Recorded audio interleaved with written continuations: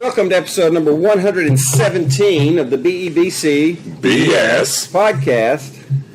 There's a little bit less BS today, huh? There it is. It's just going to be our BS and not everybody else's. We're down to 3, man. It's just whittling away.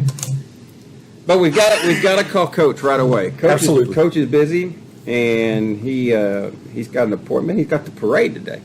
Oh, that's right, the Christmas parade. So we've got to call him right now. So we're going to call him right now. Ho, ho, ho. Right out of the box. I can't believe we're missing it. We're busy. Busy guys. Hello. Hey, Coach. Hello, how are you? Well, We're okay. we're doing fine, Coach. How are you? All good. Just handing out jerseys to kids for a Christmas parade. Hey, even the minuscule task get handed by the head coach, right? Yeah. Well, yeah, that's how you show people that you're not too high and mighty to do the little things. So that's good. We love that. Right. Yeah. Well, we know you're busy, and I appreciate you taking time today because you do have the parade to get to, and that'll be a fun thing for the community. We just want to talk for a minute about yesterday. Yeah. Man, for 3 quarters, you guys Toe to toe, baby. Big league fight. Yeah. Yeah. No, I would say for 4 quarters, I felt like we were in it to the very end there. Just needed a big play to occur, in one phase, and kids just kept battling. And hats off to North Crowley. They kept stepping up and making plays too. But it wasn't that our kids gave it to them. Our kids did everything they could do. Just really did play their tails off to the very last horn, which they've done all year. Against I told them, as I said, you're not going to convince me that there's anyone out there that played a tougher non-district schedule. And I think when we played in, I don't think you can make a case that we weren't in one of the top 3 districts in the state. And then you cannot show me a playoff path of anyone in any classification that compares to what these guys went through. And to say all of that, and you can't find a time where they let up or gave in, and just a tribute to the way they play and the way they prepare and compete and represent the community. Coach, listening to you, I had kind of visions of Jimmy Johnson doing a speech, so it gave me chills on my arms. I like what you're building, and this basically becomes a foundation, doesn't it, for the whole program and for the community? Well, the foundation's been laid way before this. This was just a group of kids who did so much to hope the foundation's been laid, hope to create some pride and maybe it had some doubt, and maybe it had some lack of believing in these kids, and it's cool to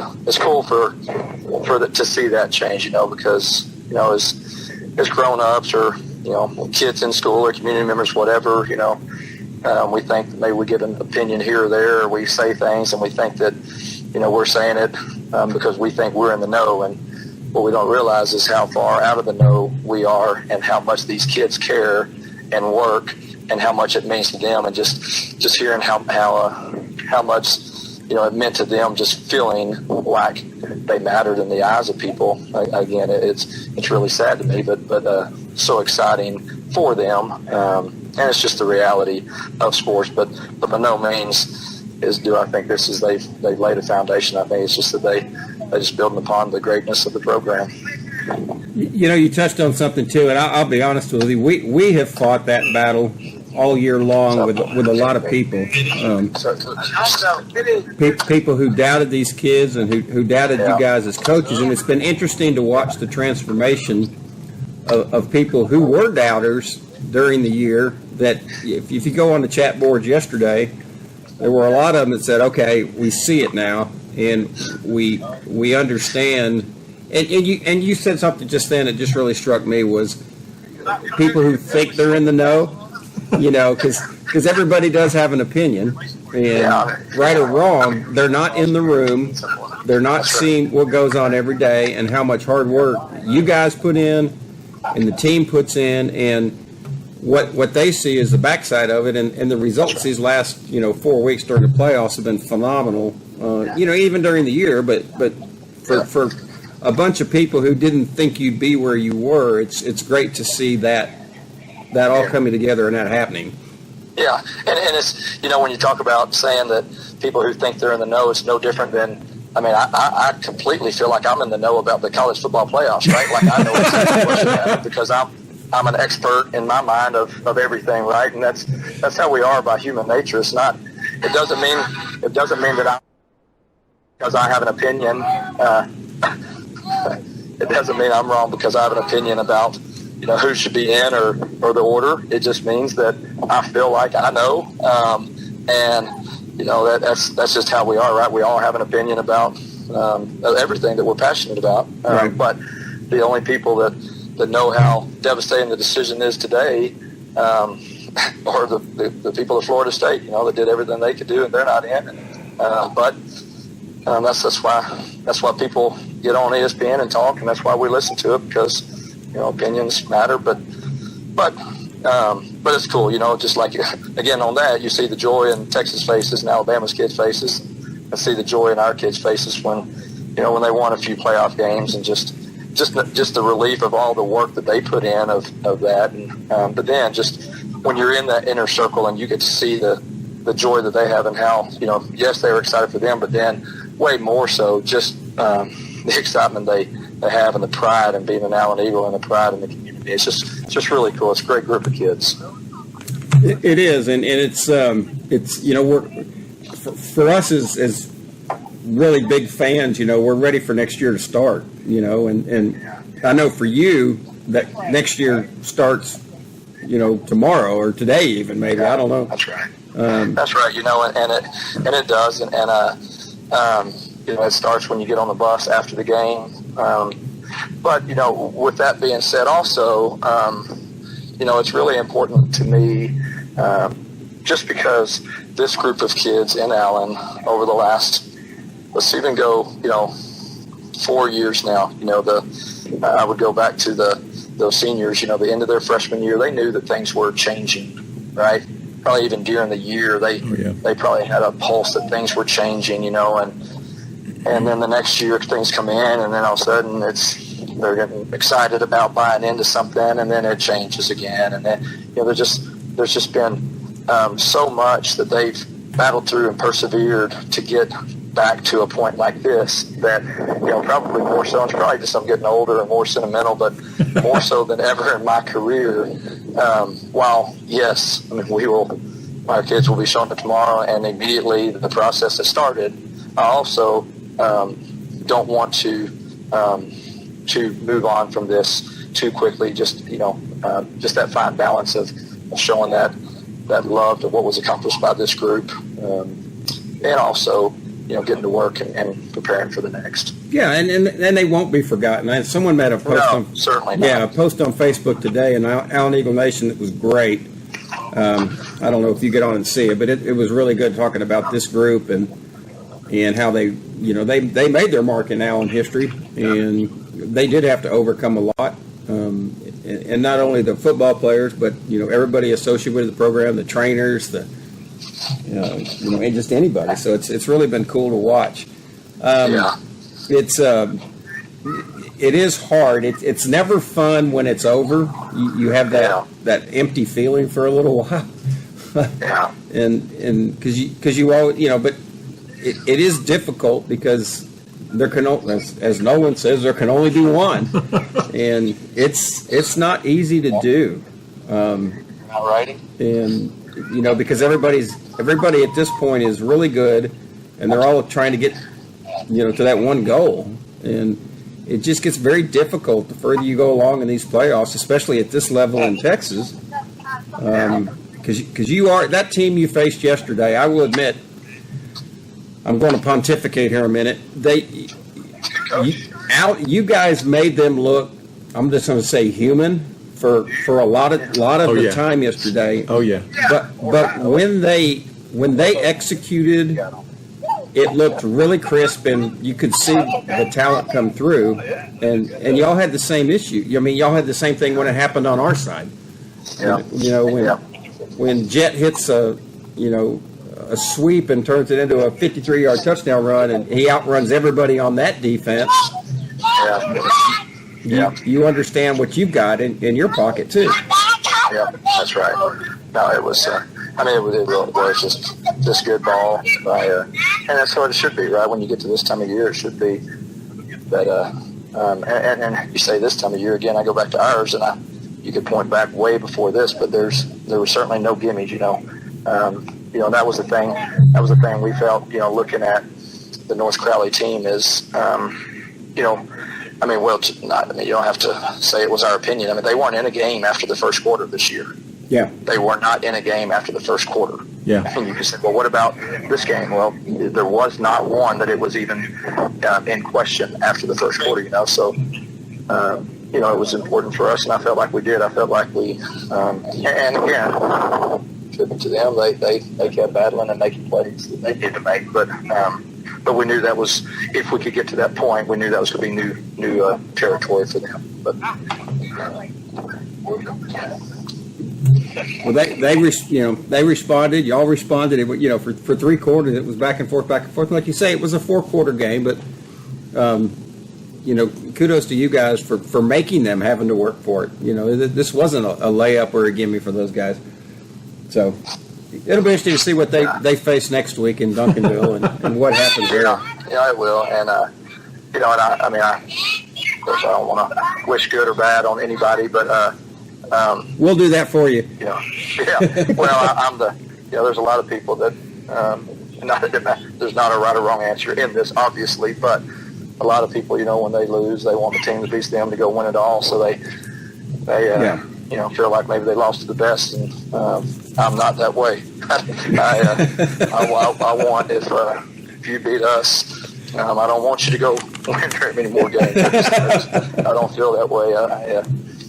It's just and again, I'm happy for that team. I'm happy for them. I think they did a great job. I think the coach has done a great job in the program. They have really, really good kids, and they're going to be good for a long time. But I'm not excited about the fact that they knocked us out, and it'll probably in the way in my mind is the sting lasts a little longer as long as they keep winning, because and I feel like that should be us. If it was my perfect world is they turn around the next week and lose by 80, and you're like, okay, well, if we're probably not quite that point yet either, So anyway, that's how my mind's wired. But, sure.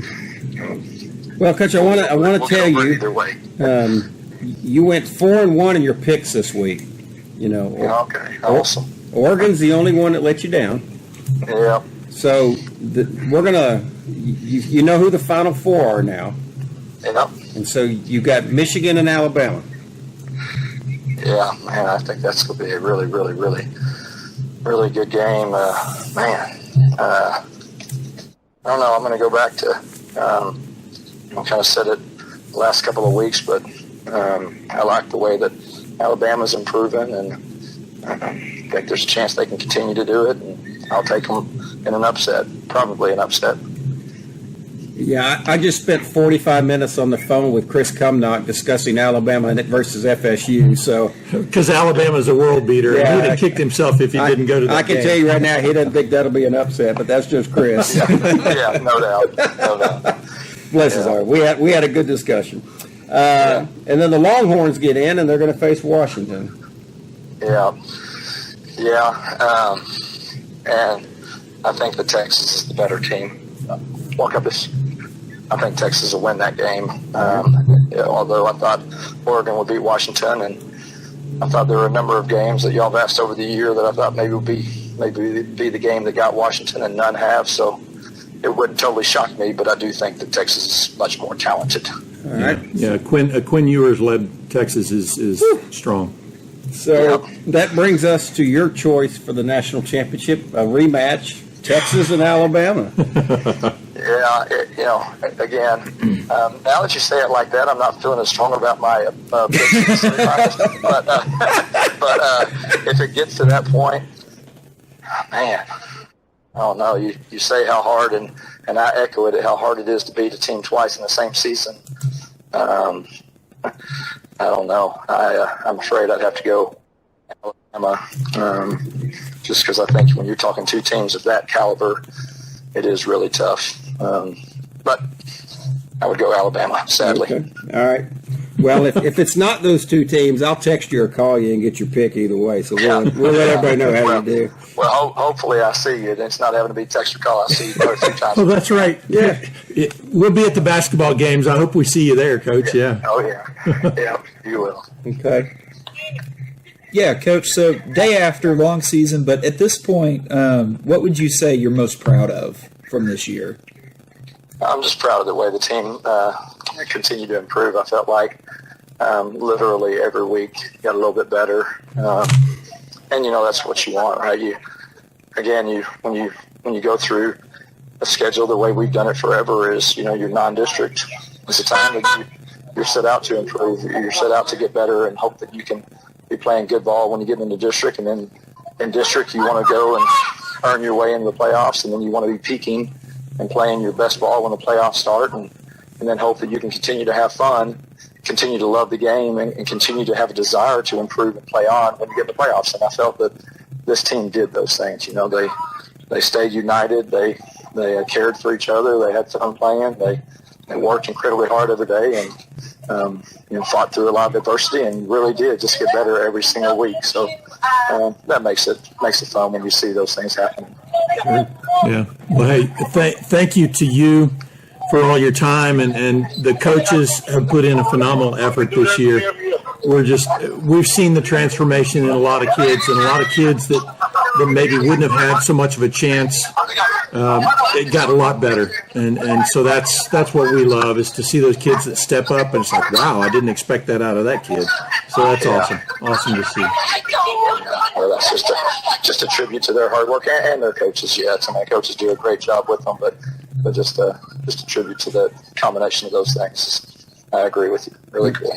Well, Coach, thanks for putting up with 14 weeks of stupid questions. And yeah, no, I love every second of being around you guys, and thank you again for your loyalty to the program, your love of the program, and your friendship, and just really appreciate y'all. And again, I know I'll see y'all quite a bit, but have a blessed Christmas. All right, thanks, Coach. Merry Christmas, Coach. Thank you, Coach. Thank you. All right. Take care. Bye-bye. Bye. Oh my gosh, I asked him a question and he stole all my talking points. Yeah.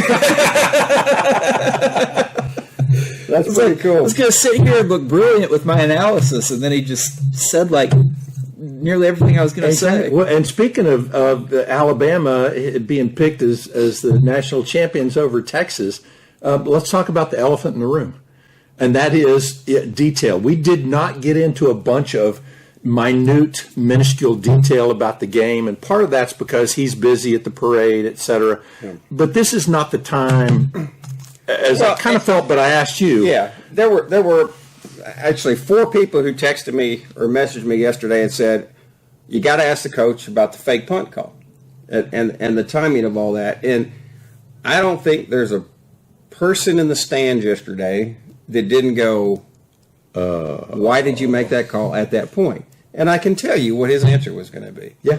He felt that the situation was right. And that was, I mean, I can tell you that's that they had to play. Yeah. And so I'm not going to put him on the spot. If y'all want to ask him, he may tell you something different. I don't think he would have. I think he said, at that point, I felt we needed a spark. I felt this was going to work. It didn't work.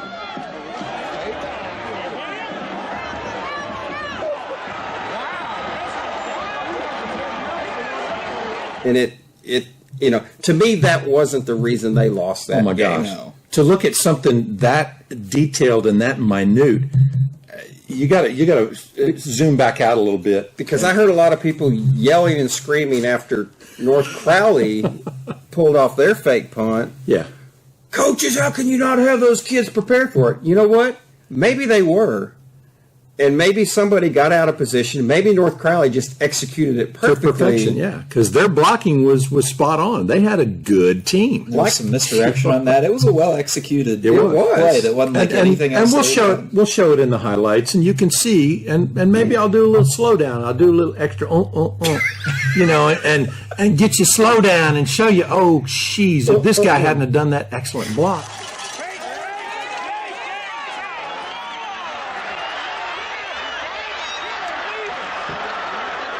Because I look at that game yesterday, and if you told me that Allen would be leading the game 24-21 headed into the fourth quarter, I wouldn't have believed you. That'd be Based upon- shocking. Yeah. Well, You would ask, okay, which North Crowley star got hurt? Yeah. yeah. You were going to say? 6 weeks ago, would any of us believe that we would be there in the fourth round of the playoffs, going toe-to-toe Right. with North Crowley? We'd be saying, oh, my God, that would be awesome. Yeah. I would not question any calls the coaches made if we got to that point. And that's not to say that there weren't mistakes made in the micro, that there weren't yeah. better plays that could have been called or better execution. But when we look at the big picture here, oh my gosh, what a season we just had.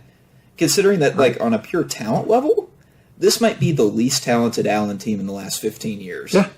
And here Oh, we are in the absolutely. fourth round of the playoffs. And that is not a slap on those kids. No, not at absolutely all. not. Oh, my God. No. That's a testament to how hard they worked and how Yes. those maybe kids that weren't going to get in or weren't going to be allowed to shine actually did. They Yes. learned something. They shone. Yeah.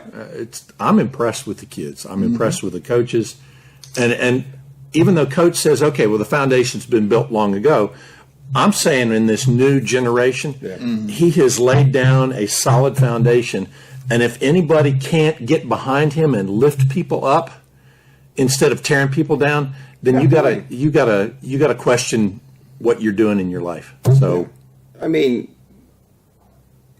it's, again, I don't care what week you look at it, whether you look at week 1, week 2, week 5, week 10 even, nobody's sitting there saying, we're going to be playing in week 14. No. yeah. Yeah. I did say in my mind, okay, if you win week 1, there's a possibility you could get down. And I kept thinking it was going to be Prosper. I was hoping we got a rematch with Prosper, and based on what Prosper showed North Crowley, we'd have destroyed Prosper. Yeah. Yeah. But North Crowley destroyed Prosper, and then we held Prosper to account. Yeah. I mean North Crowley to account, and maybe we made them a better team. Maybe we prepped them for Duncanville because they're going to run into a buzzsaw. Yeah. The reality of high school sports is the talent gap sometimes is just unfathomably wide. It's not like the NFL where it's relatively narrow. Even the good teams can lose to bad teams week to week.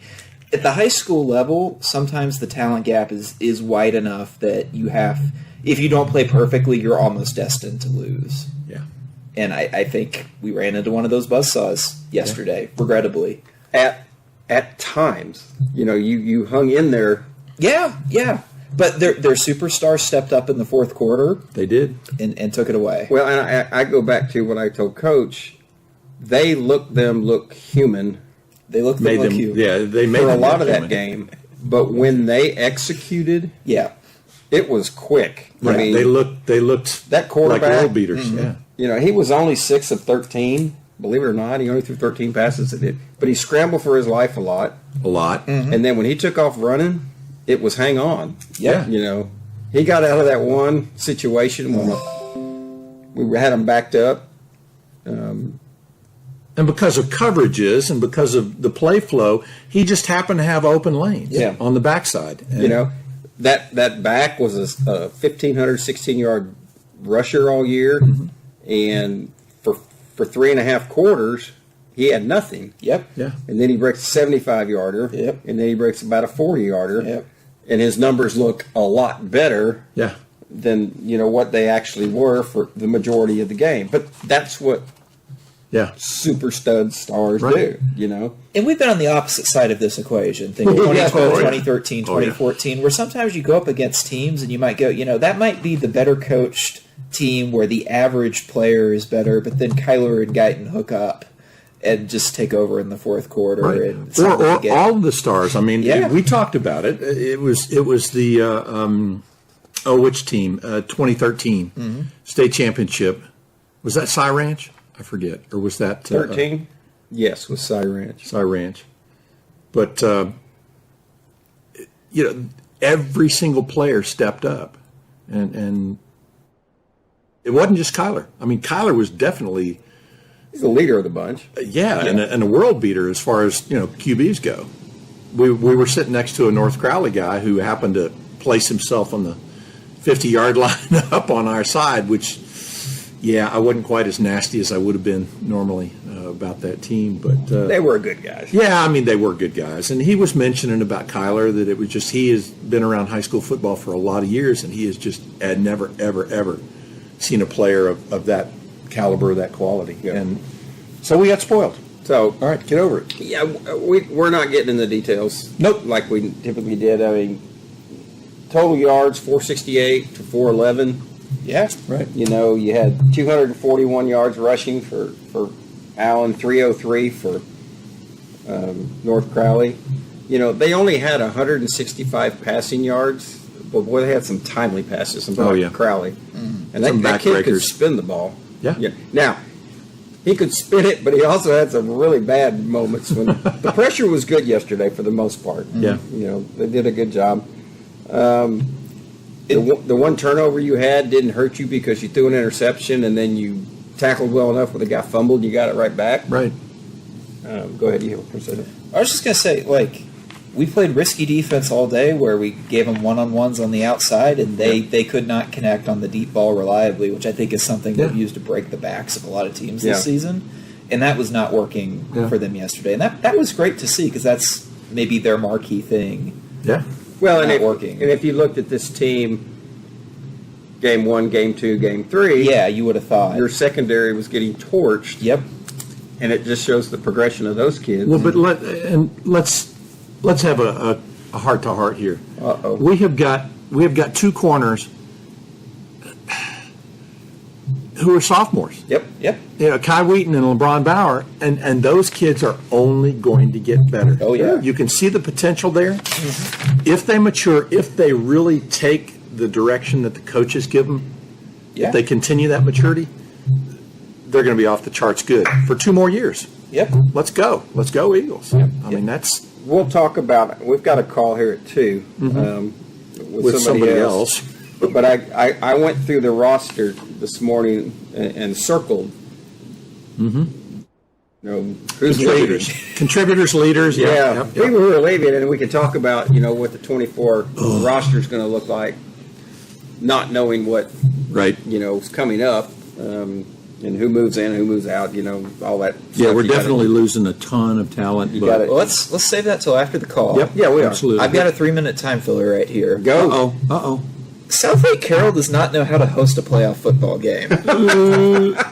I'm just going to say it. Multiple errors here. Letting Crowley people on the Allen side, that's your strike 1. Strike 2, why is your team store open? And strike 3, why are you not taking your people out of the team store and using them to open up additional concession stands when you've got like 45-minute waits, to get a bottle of water? That line at halftime yesterday was so stinking long, and I feel for the people who stood in it to get food. Luckily you found a guy selling water elsewhere after a while. Yeah. Well, because I stood in the line for 10 minutes, it didn't move, and I was just like, Good Lord, Southlake, are you trying to push us to Choctaw? Come on. No, that wasn't very good. And again, they can't help who buys tickets on what side. Yeah. They can't control that. and they could say, hey, look, you're wearing North Crowley stuff? You go over there. they can't Those do that. guys, it's funny, the guys that we were talking about, we actually ran into them at breakfast in Grapevine. Yeah, did you? Yeah, and they saw our Allen stuff, and so we actually did a conversation with them, and they were decent enough guys, and they weren't over the top, rub it in your face. In fact, I don't know if they said much at all about Yeah, the there was itself. some cheering because they were sitting right next to me and clapping and stuff, and I was close to saying, shut up. But yeah, the whole concession stand thing, it just drives me insane. It just open up another one. It's not hard. It's 4 extra people. Yep. Something. And you don't even have to have sushi ready for it. We don't want sushi. Close your Carol store. Put those people. Put those people in the concession stand. Yeah, no idea what they're doing. I wonder if anybody bought any Carol stuff yesterday. Oh, yeah, because I saw this one couple that I was standing in line for concessions who were from Whitewright. And they bought Carol stuff? Yeah. Unbelievable. Kind of lost. Unbelievable. Yep. Well, we're going to make a Carol phone hat. call here, Yes, sir. and hopefully this individual answers. Oh, you got Norvell on the phone? I might have. He's not taking any calls right now. He is not happy, just like me.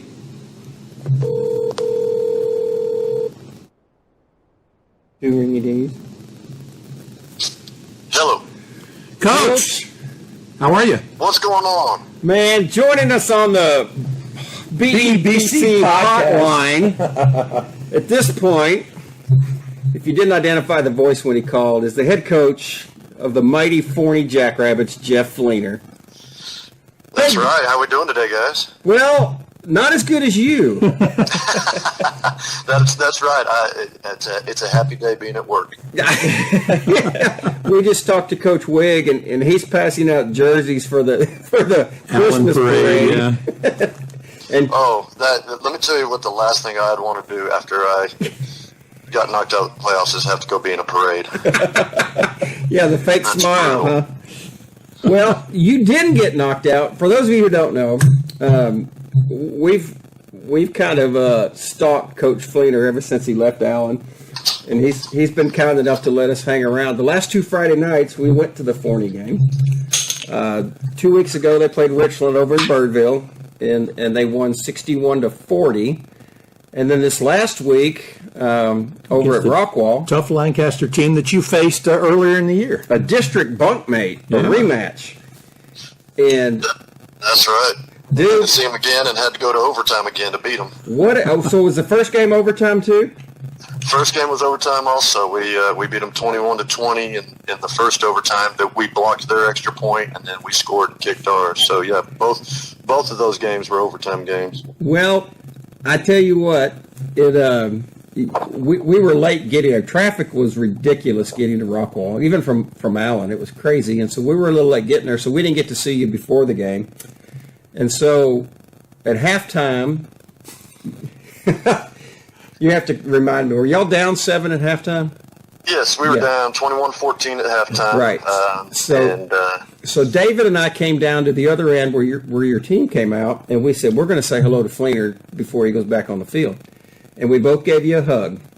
And so what happens on the opening kickoff to the second half? You return it for a touchdown. And Take it back for a touchdown. And so you're taking credit for that. That with is correct. You know us too well. Well, whatever it takes to make sure you guys can take the credit for why we won, I can get behind that. I wore my high water pants. It's getting deep in here, Coach. Well, one of the other observations that we had was that was a la 2012 Naomi Olutu running back the kickoff against DeSoto. And you had some other plays that were kind of reminiscent of other Allen victories too, didn't you?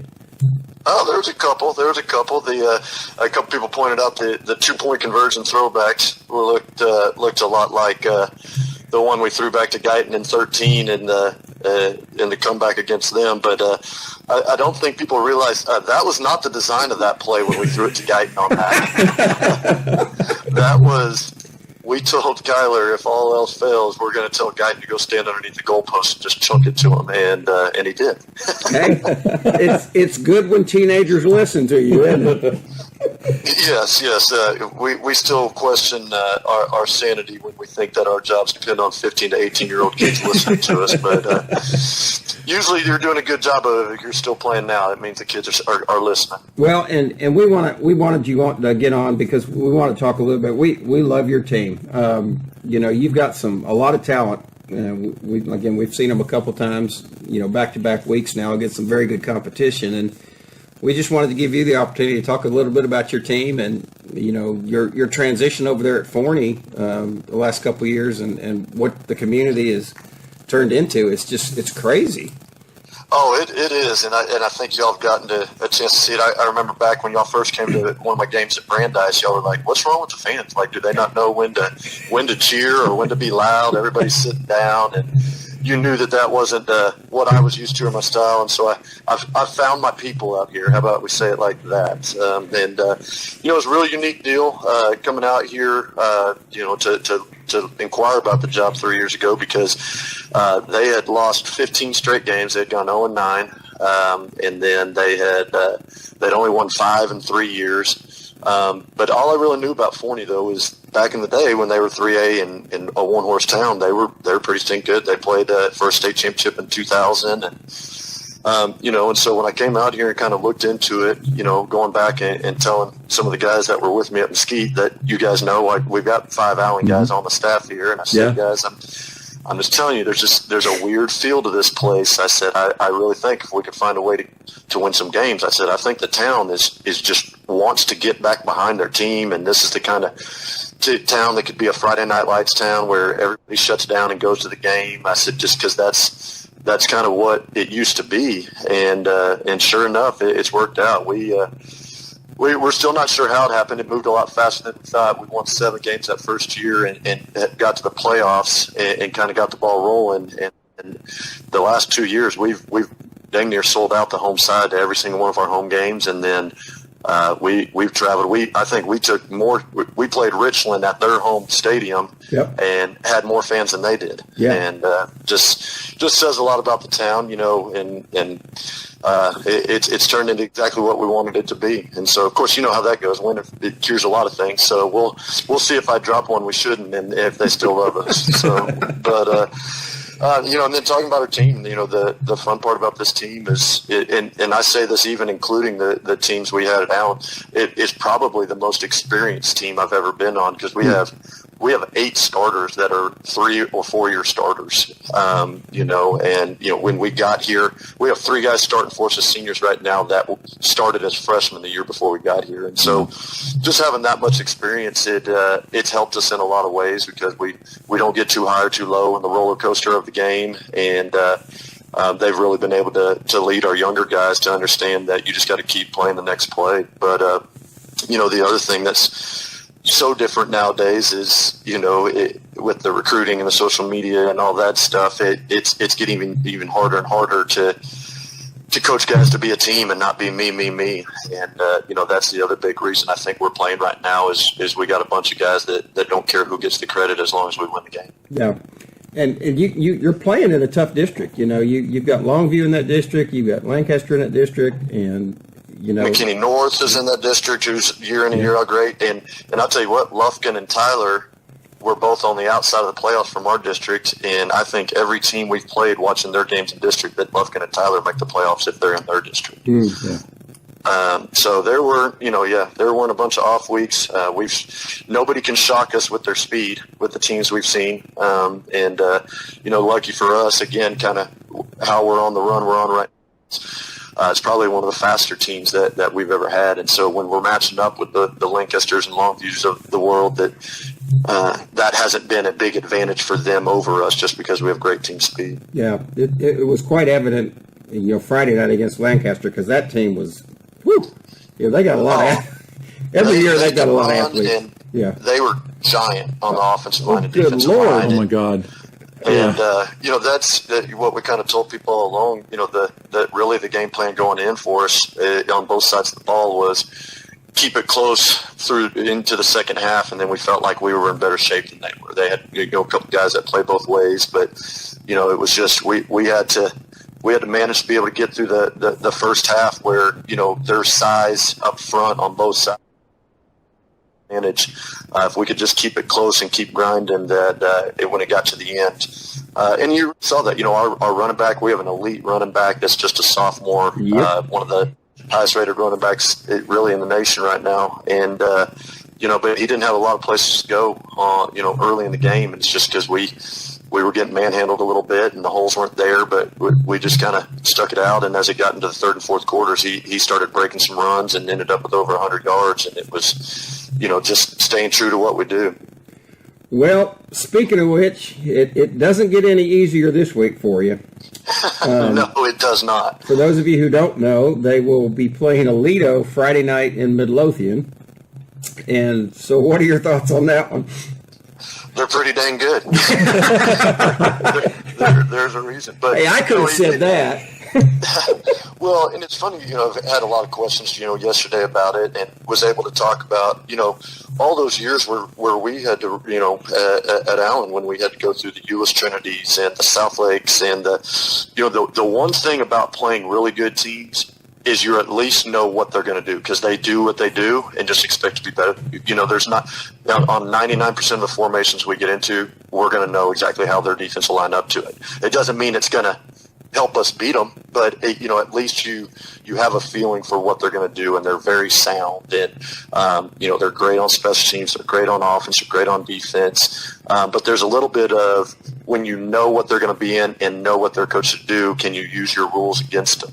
And the example we were talking about this morning is like when we played South Lake in 2013 in that first game of the year, and we hit all those big passes down the middle because we knew if we sent Cole Carter in to look like he's going to crack the linebacker, the safety was going to replace, and then he could just shoot straight up the middle and go. So it's one of those things you got to find those things that they're coached to do, and they do them really well. And if you can use those rules against them, then you got a chance for some big plays. Well, you certainly, again, to win these things, it's not easy, and you've got to beat the best to be the best. And so this one will be a good challenge for you Friday night. Oh, it will. And the message to our kids was, whatever year it was before Alito went on this run, they were us. At some point, they were a team that hadn't been to a state championship, and somebody in front of them had been. And, they're who they are now because a team finally said, why not us, and went and got it done. And, also very similar to some of our deals, and not to say anything poorly about the other side, but it's going to be kind of like those matchups we had with DeSoto in round 5. Is I think this is the true state championship right here between these two teams, that's an exciting thought. If you can find a way to get this one, you could be having a really nice Christmas. Yeah. Well, I'll just say this as a casual observer: just don't be DeSoto then. I'm with you there. Man, I've had a blast having you guys back, and make sure you point out to the fact that you even got on the sideline. Got to see it from the sideline too. So, and you notice that Coach Fleener never says bad words or anything on the sideline. Yeah. Well, one thing we do notice, and this has been, I guess, from even years back, you do a really good job at organizing things, and that's even organizing your coaches and then empowering them to do what they know how to do and to be kind of their own experts and to own that. And I think that motivates a lot of people. Can you talk a little bit about that with the coaches and, I guess, with the players too? Because you've got to count on them. You can't be out there executing. Absolutely, and you're exactly right. And I don't even know how many of y'all know that I'm not even calling it anymore. I've kind of taken on the like what Coach Westbrook did towards the end when I was there, and turned it over to these guys and trying to do a little bit more on the special team stuff. I mean, I'm still going to be involved on the offense, but Coach McCollum from Allen is calling it, and Coach Mosley's still coaching the quarterbacks, and so. We have fun with that, but you're exactly right. I turn it over to them and really empower them to do what they trust and they see. And Coach Stewart, our defensive coordinator, played at Allen and then coached with us there, and he's got those guys stirred up, and I him that if he's looking at me on the sideline on a Friday night about what we need to do or what adjustment we need to make, we're in trouble, because I let them take it and run with it, and they have a whole lot of fun doing it. And I think that's it says a lot when the head coach gets out of your way and isn't looking over your shoulder. And I try to remember the things that bothered me in my time as an assistant coach and try not to do that. Yeah. But you have to. And then you talked about, even empowering the players, and I think that comes from, the amount of experience they have, and with as experienced as we are this year, we have allowed them to make a lot of the calls themselves and, trusted the quarterbacks, to check some things at the line. But, it's been really fun. We have faked a couple punts this year, and I know that's a sore subject for y'all right now, so I'm sorry to bring that up. I knew we'd get to that, just not with the coach, yeah. Long coach. But we've got a senior 3-year starter D lineman that's in our shield, and there's a couple times I've sent him out there and just told him, hey, if you see it, call it. And it's those kids have some fun with that, because he called it one time and we got it, and he liked to tell everybody that it was his call. And, this coaching stuff's easy, coach. That type of stuff. So I said, oh yeah, it's always easy when it works. I said, if it hadn't worked though, I would have told everybody, well, dang, Luke Rodriguez is the one that screwed it up. I didn't tell him to do that. So, but it's been fun, and it's like you said, this town and the team and everybody believing, and hopefully we're doing the start of something great out here where it's an expectation year in and year out to be doing this. Yeah, and that's the fun part. You know, we obviously, when we're there, we notice it and we feel it, and we know they love you, and it's great to be, just to be like I say, standing on the sideline watching it all. Yeah. It's just really cool. Well, and supporting you has been, kind of a something that we wanted to really do a lot. And when we came to that first, Touchdown Club, golf tournament, and we spoke to the fans a little bit, or to your boosters, and you knew what they'd been through, the no-win season, and having to be questionable, a little bit leery about the coaches. We tried to tell them what they had coming, and I think they all believe now. Yeah. I truly think they all buy in and believe. So that's a wonderful thing. Oh, it is, and the support's been amazing, and it's even funny. Even the last 2 nights, the few people that don't know our story, now who are those guys? Why are they on the sideline? And I'm like, oh, there's some old friends. They're big fans in Allen and followed us, and we have a good relationship. They're like, but they're coming to watch Forney? I was like, yeah, they are. Well, I had 2 ladies just before the 2-point conversion the other night. We were standing right there in that end zone, came up to me and said, "Are y'all the Balding Eagles?" And I was like, "Yes, ma'am." She goes, "Well, we talked about y'all at breakfast." And I was like, "What?" I was like, "What in the world?" I said, "Why?" So, and then y'all scored. Y'all are Forney famous. Yeah. Well, I want you to know that we have now engaged your father and your father-in-law to help us get our Forney helmet. So just FYI. Yeah. If you come up missing. Remember this summer I told you, oh yeah, I'll get you one, and then I realized how many kids we had, and I was like, guys, we're actually about to be short helmets. Like we had to start the year. I had to go borrow some helmets from another school. So I think we're in a good place now. So we'll definitely take care of that. It was Christmas break. Yeah, right after the game the other night, somebody left their helmet on the bench, and David and James and I just stood there and stared at it. Well, here's what we'll do. I think Forney basketball is coming over to play in the Allen tournament again, like they did last year, and I came out there. So maybe we can figure out a way to get it there that time. That'll be great. Listen, would be Coach, amazing. we appreciate your time. We appreciate your friendship, and we hope to see you Friday night. And go beat Aledo. That'll be great. Yes, sir. Well, just make sure that y'all do something so you can take the credit for it. All right. We'll do our best, bro. All right. We'll talk to you guys later. Thanks. Thanks, Jeff. Bye. Bye-bye. There he goes, Coach Fleener from Forney. Yep, lives to play another round, going on to the 5th round against Aledo. We just wanted to get him on because he's been really good the past years with us, and we just had such a good time. There was a lot of parallels between when Allen started winning and what we see with that team, with the community support and just everything. And so we just wanted to managing it right. And obviously, Jeff has learned quite a bit from Coach Westerberg. And and from all of the older, more experienced coaches, when he came on in I think 2006 in Allen, and it just built up and got more and more of a participating role in the offense and the team. It's just been a great thing to watch. So congratulations, Coach Westerberg. You built a great assistant coach and into a great head coach. So that's cool. All right, housekeeping items. The 117th. That's the 117th win. We got it back to the 117th game. Are we out of the 70s yet? No, we are not. The 117th game in the history of Allen football. I got to find it. Sorry, guys. Brain fart. We start to 1972. We're out of 1971. So 1972. Brand new season. Good things are going to happen, right? Yeah, I think the Pinto and the Chevette came out. No, they came out in 71, I think. Well, they started the 72 season playing the same team they started in 71, which was Frisco. Yeah. If you remember the game in 71, it was a 0-0 tie. 1972, Allen plays Frisco in the opening game of the season, and they lose 37-6. Ooh. Owie. We would have loved to have a tie, but no. So the tie did not exist. Oh my goodness, that's awful. The 117th victory occurred in 1982.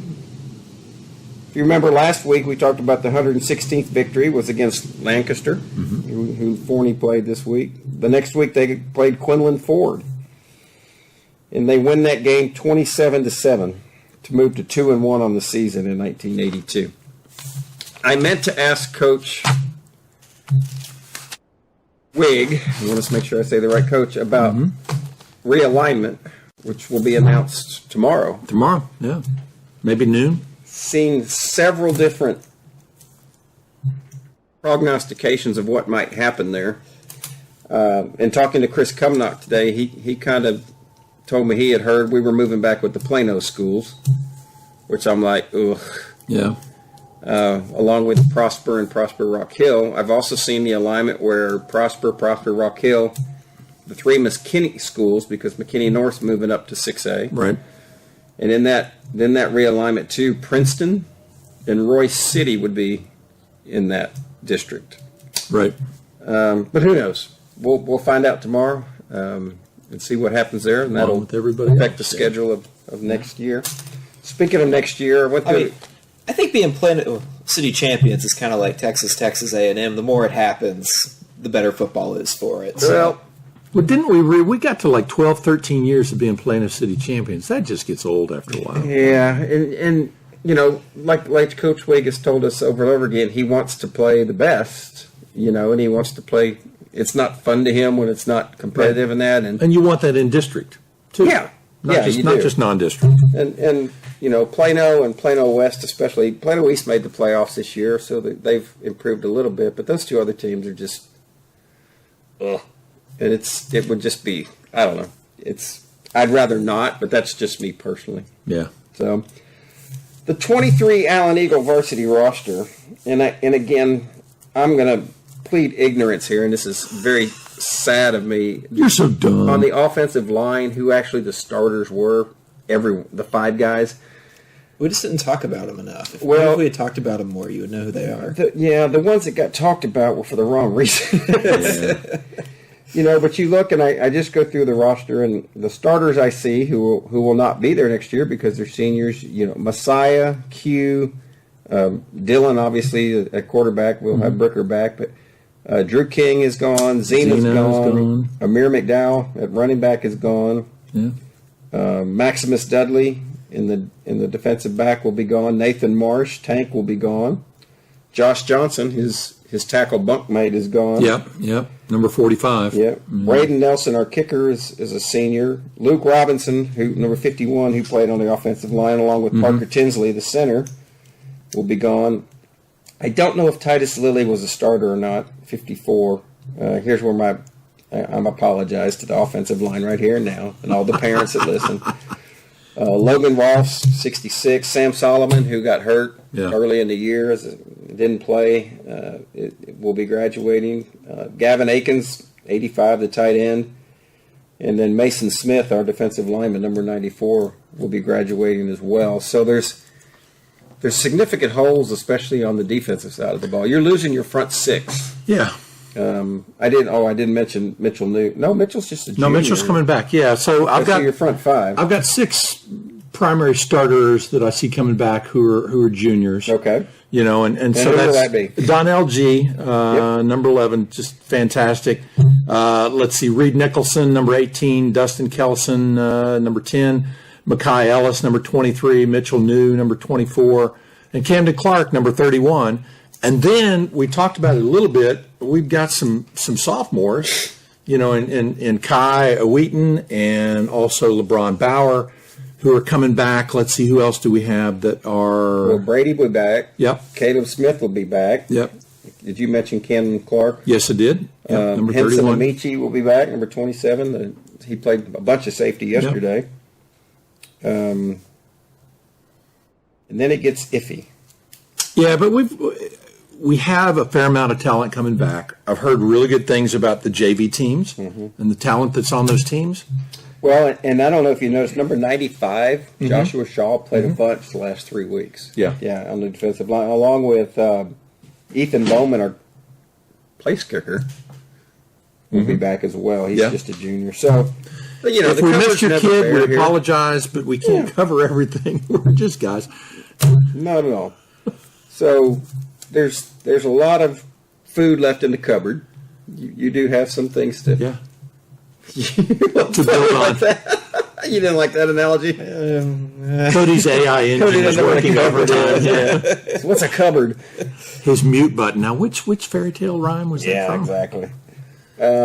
Old Mother Hubbard. But when you have a school this size and this many players, seniors graduate every year, so you just have to replace them and move on. Oh, and did we mention Caleb Jet Smith is I did. back? Okay, good. So, I want to say a special shout out to Kavion Sibley. Yeah. He overcame a lot, He hung in there and towards the end of the year was able to contribute. turmoil. Yeah. And it was good. I love seeing him back out there. So, Kavion, we're going to miss you, and we wish you the best as you continue to heal up and as you make your college decision. Look for good things for you going down the road, along with all of you who are going to continue your football career. And if you don't play the organized football, may you have the best intramural football career ever. That's right. Yeah. Be the best. Because nobody will know who you are, and all of a sudden it's like, who the heck is that? Yeah, exactly. We're moving into basketball season, folks. Oh, wait, we've got one thing. I hear that at one of the basketball games, they're going to have open tryouts for punters. For punters? Yeah. At one of the basketball games? Can you hit the scoreboard? No, just kidding. We'll see what happens there. Yeah. So on to basketball. The men's basketball team won the Mansfield tournament yesterday. They did. They beat 4 ranked teams in the last 2 days. And I have to remember, I think they're now 10-3 on the year. They have broken into the top 10, I believe. They will I think the rankings come out tomorrow, the new rankings. Yeah. This team, for those of you who have not seen them yet, I'm telling you, Coach Sip and gang Loaded, full, tall. have a lot to work with. Oh, yeah. And they are a lot of fun. He plays 10 or 11 guys. The rotation's that deep. Yep. And you've got everybody from a 5'6" Neo Lawrence to 6'9", Gabe Jones. So, and everything in between. Yeah. A lot of fun to watch. Tuesday night is their first home game, believe it or not. They've played all these games, have not played at home. Against a 10-1 Jesuit team. 7:30 start. So Much better to be at home than to be over at Jesuits. Yeah, that's a tough place little to play. cubby hole. Yeah. So if you want to see this basketball team, come on out. Perfect time to come out Tuesday. Tuesday night. The In and Out tournament is coming up shortly after Christmas, which they host every year, like Coach Fleener was saying, that Forney will be over there. But that's a great tournament to go to. They have games all over the place, and a lot of great teams will be there. But this team can make a run this year, and I think they're gonna wax the floor with our district. Mm-hmm. They're gonna beat everybody. In fact, we saw the Geyer coach, Dave and I went to a tournament they were playing over in Crowley, as a matter of fact, North Crowley High School, and we ran into Grant Long, and he goes, "Y'all are gonna beat us by 50." I was like, "What?" We don't know, but he was very impressed with the Allen team, and so if Coach Long says it, that's saying something. Yeah, so, it's a big endorsement. And we also have had several conversations with our illustrator extraordinaire, Randy Bridges, and we think we've got a good concept for a great Tuffy basketball Tuffy. a poster, a good Tuffy tune for the basketball team. So be on the lookout for that too. Whenever Randy in his retirement gets around to it. Exactly. So this will put a wrap on football for 2023. The Eagles finished 9-5, 49-37 loss to North Crowley in the regional or the quarterfinals, whatever you want to call it. And a special shout out to the 1-year college graduate analyst for the Dallas Morning News who called that game at 50-14. Do better. Come on. Sports Illustrated had it 57-7. So really, yeah, even worse. Gosh. Yeah. So I don't know what games you guys are watching, but on paper, Cal Preps would probably come out with the same thing on their configurator. This team was just more than what the numbers showed. Yeah. That's where heart comes in. And we, the Baldwin Eagles, would like to thank the team for the ride this year because it was a ride. It's been fantastic. Yeah. Much longer than we expected. You know, you get on that roller coaster and all of a sudden you think it's over and it's like, no, hang on. Yeah, here we go. So thank you to you guys for all you did for Allen football and for just the times that we get to spend together. And it's been fun. So until next year on the football side, we're done. Stick a fork in it. Yeah, it's done. Anybody have anything else? I think the future's bright in the football program. I'm encouraged. Yeah. I'm encouraged and be interested to see. You know, I was listening to Coach Sark talk a little while ago on the playoffs show, and he talked about. You know, he said, I knew year one was going to be tough, and Texas went 5-7, and he goes, I knew the next year would be better when they went, 8-5, and he goes, but I really thought year 3 was going to be the year, and this will be Wig's 3rd year. Mm-hmm. Coming up. Second and a half year. Yeah, because he kind of missed the first, but he's really going to, his stamp and his coach's stamp are really going to be on this program starting year 3. Right. And so it'll And be then interesting to beyond, see, what the buy-in is from the players and where it goes from here. So, the expectations, he's, you kind of put it on himself. I stuck myself with a paper clip right there. It's like, oh. I'm going to have to put a harness on you. Right over the fingernail. It hurts. Damn it. I thought I was ADHD. Yeah. Jeez. But he's set the expectation, 4th round of the playoff, and that's tough to do every year. But when you do it in year 2, you're kind of expecting to do it year 3, and go further. So we'll see what happens. Well, while he didn't like this, I think the foundation is there to do great things. Yeah, it is. Yeah. Now I'm bleeding. See, guys, I poked myself good. And we're going to have to childproof this studio. I know, isn't it crazy?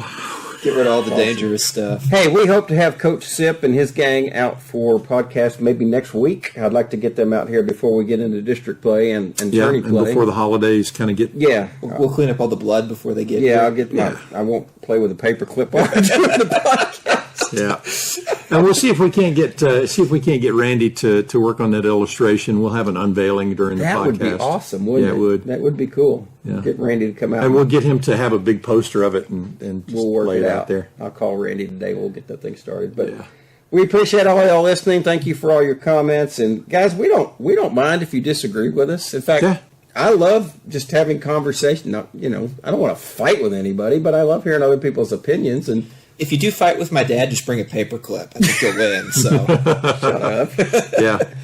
Yeah. And good luck with the Touchdown Club. I hope y'all have a good transition to the next leadership. I don't Brandon know. ain't going nowhere, is he? Well, I know, but they're going to have potentially some other replacement people. Because kids come and go, and their parents come and go as far as the Touchdown Club goes. But we're looking to support you guys, and everybody else that listens to this should do the same. Yeah.